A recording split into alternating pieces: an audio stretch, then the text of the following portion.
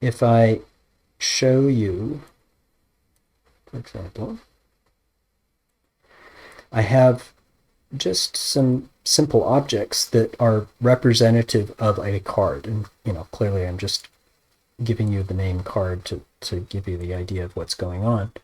But the main thing was to implement these visual effects, these animations. There's some effects that are meant to be behind the card, an underlay, and some that are meant to be above the card, an overlay. So that's why it's UL and OL. And there's lots of effects, but each one is exactly what I was just showing you. The kind of thing where if I click on it, it's going to look like it's something, but I resized it and colored it and stuff so it looks different. And if you notice, some of these have like the same name, defeat, for example. Well, that's because I'm going to use multiple layers of effects to make it look cool. So there's that shockwave thing.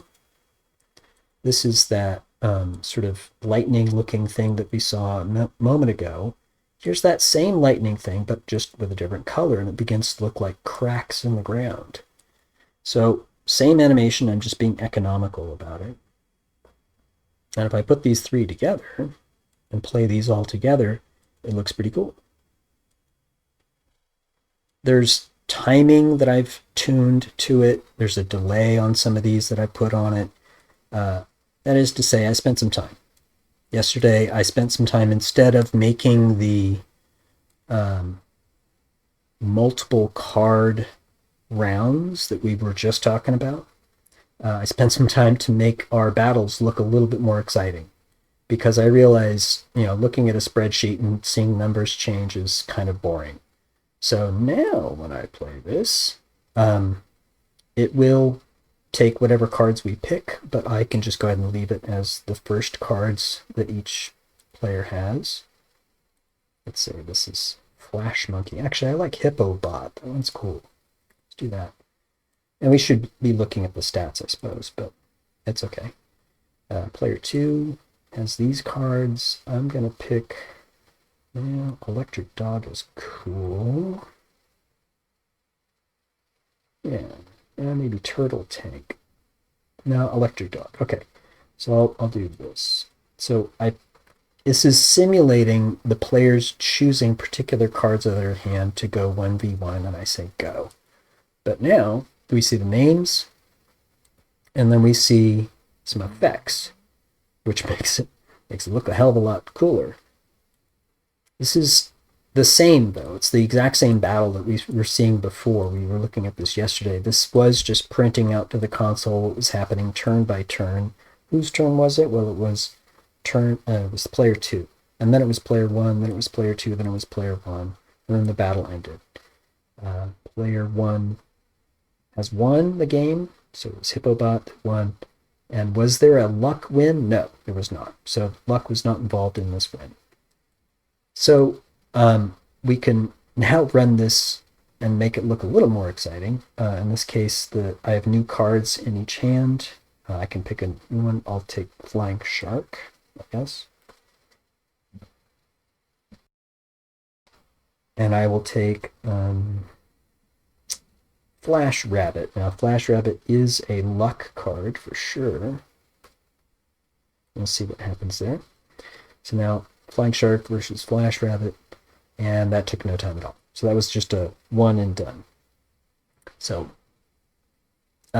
some of these cards are overpowered, and I suspect, having the random stats 1 through 9 is part of that issue. As I was saying, that's probably not the best idea to have random stats on these cards, partly because of that, and yet, there could be reason to say it makes sense to have some cards just be overpowered and some of these battles just be short like this, but believe me, some of these battles don't end immediately like that. Now, you may have noticed, not only do we have those visual effects playing for each hit, for gathering the power to do the hit, for the impact of the hit, and for the explosion and the destruction and all that stuff. You may have noticed there's some camera shake. And yeah, there's an extra tool I wanted to make just to make this camera bob up and down whenever our combat test of the match tells it to. And it will tell it how much to shake and when to shake. But I find camera shake to be a necessary part of this. Camera shake makes everything better, I'd say, especially in visual effects. So what we have currently is 50 cards with some stats.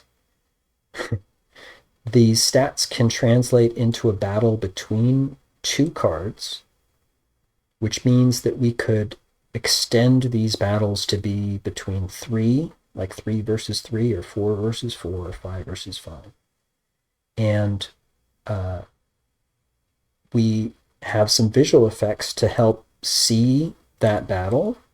We have the names of cards, but frankly, they're just placeholder silly names. And I think it's safe to say all of this can be improved. But what we are, so in other words, we're not looking to make sure this is an amazing game to start with. What we're doing is playing with the idea and seeing how it plays out. That's a test, right? To look at it critically, to see what works well and what could be better. What we just saw here was one card about to totally dominate this other one. This was Moon Mouse, which has a high luck value.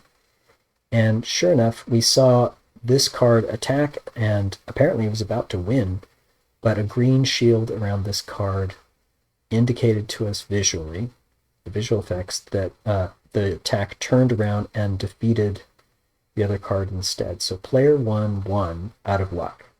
This was this card winning out of pure luck against this card. Yeah, the hyperdrive was going up against Moon Mouse. So all of this, the more I say it, more it sounds silly. The name of the game is Shuffle Wars. That's ridiculous in itself, but the names of these cards are likewise silly. It's not the point. We're not going to end with a silly game that's throwaway and goofy and boring with just 1v1. We're going to continue to improve all aspects of it. And one of the interesting things about the design process is deciding, for example, here in this process, which part to work on next so that we can test and see how well it works. I made the decision to work on visual effects partly because it's fun, and partly because I know it looks stupid and isn't very entertaining to watch numbers change on a spreadsheet, essentially. Instead, it's more interesting to actually see this back and forth. It was already happening on our tool, but actually see it with the names and with some visual effects to sort of indicate what is actually happening. So I think it's a step as we find a more reason to take a step in a particular direction, we do that work. And as we keep taking these steps, more of this card game gets built out. More of this game gets made as a prototype, in other words, a test, that we can look at and critically say which parts of it are working well and which parts could be better. At this early stage, like I said, this is day 4, so there's really not a whole lot here. This early stage, I would hesitate to make any major changes because we haven't even defined a lot of this yet.